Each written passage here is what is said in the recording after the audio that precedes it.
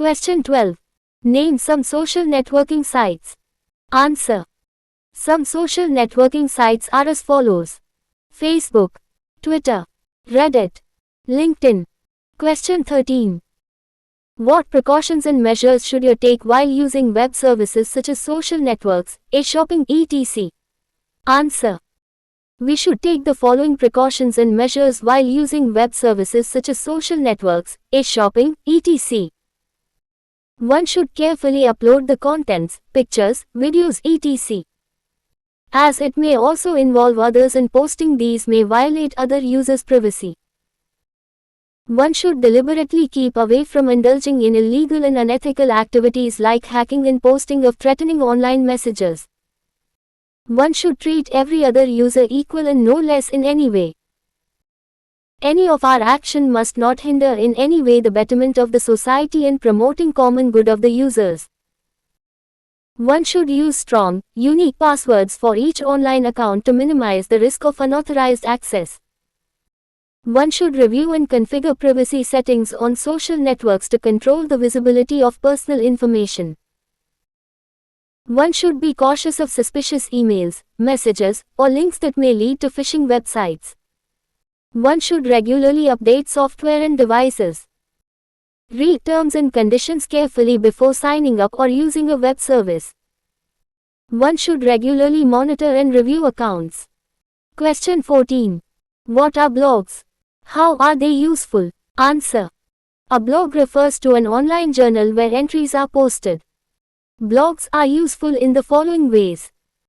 Information sharing. Blogs allow sharing valuable information and expertise. Personal expression. Blogs provide a platform for personal experiences and stories. Community building. Blogs foster a sense of community and encourage discussions. Authority and credibility. Blogs establish expertise and professional credibility. Marketing and promotion. Blogs promote businesses, products, or services. Creative and professional development. Blogs enhance writing skills and foster growth. Question 15. What is video conferencing? Name some popular video conferencing software. Answer. A two-way video phone conversation among multiple participants is called video conferencing. Some popular video conferencing software include Skype, Zoom, Google Meet, OVO, etc. Question 16. What is the utility of e-learning? Answer. The utilities of e-learning are as follows. Reduced overall cost. It's less expensive to produce. E-training is virtually free once the break-even point is reached. E-learning is self-directed and self-paced. Learners control the amount of time they spend on any particular topic. E-learning is interactive and hands-on. The use of a variety of multimedia in e-learning increases student involvement and reinforces the learning experience. E-learning is flexible. Learning can take place anytime and anywhere, as long as the necessary equipment is accessible. Consistent delivery. E-learning eliminates the problems associated with different instructors teaching slightly different material on the same subject. Easily manageable. Today's e-learning software allow a group of people to keep track of the course offerings, schedule and track their progress and results. Question 17. What is a reservation? Answer. Making reservations of tickets or hotel rooms or tourist packages etc. through internet is known as a reservation or online reservation. Question 18.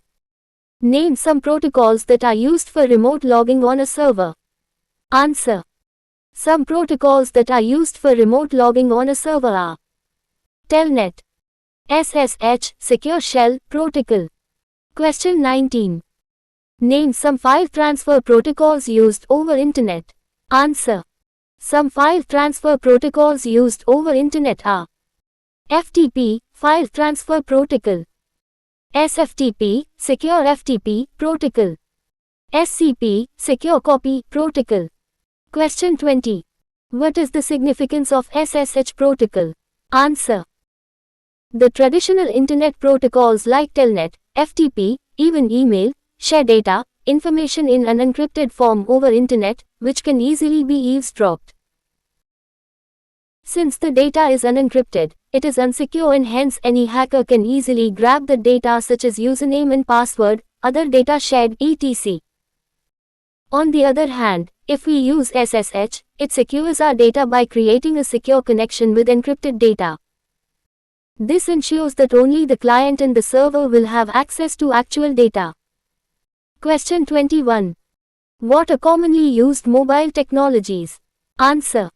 Commonly used mobile technologies are SMS, short message service. It is also commonly referred to as a text message.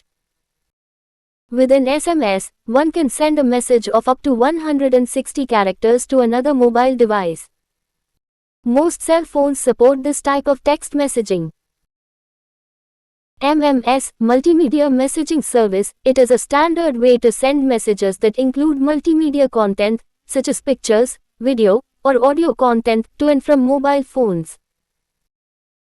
3G, third generation. It enabled wireless devices to operate at speeds which made web browsing a more enjoyable experience on mobile devices. 4G, fourth generation. 4G is the next generation of mobile technologies with enhanced download and upload speeds, and better connectivity.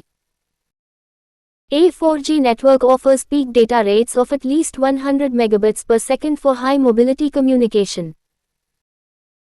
5G, fifth generation. 5G enables a new kind of network that is designed to connect virtually everyone and everything together, including machines, objects, and devices.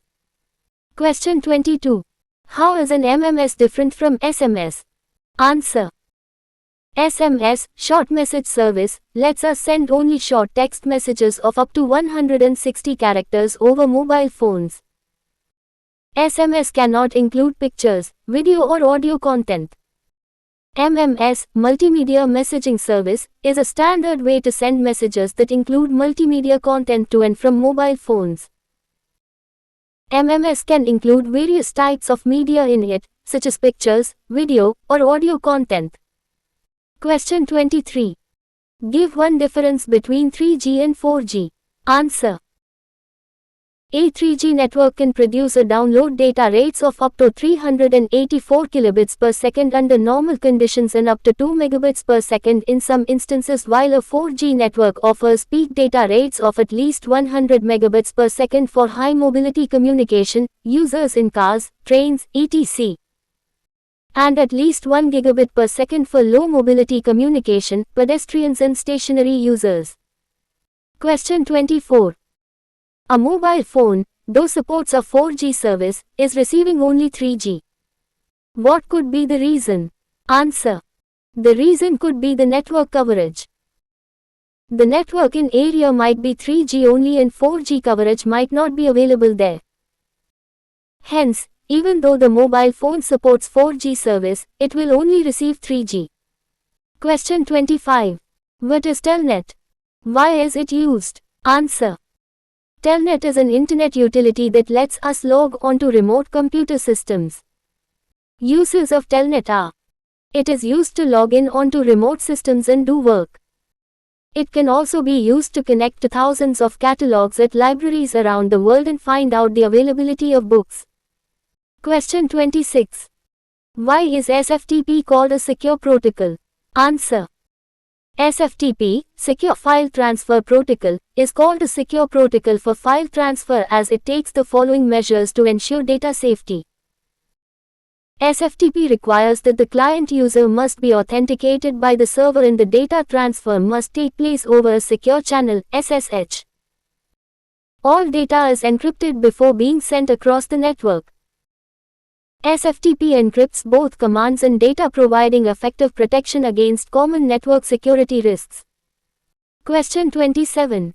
What is SSH? How is it related to SFTP and SCP protocols? Answer. SSH, Secure Shell, is remote logging protocol that logs into remote machine via a shell where all data between the client and server is encrypted. The SSH protocol ensures security shell using other protocols like SCP and SFTP. The SCP, Secure Copy, protocol allows transmission of files from one machine to another over Internet with the encryption benefits of SSH.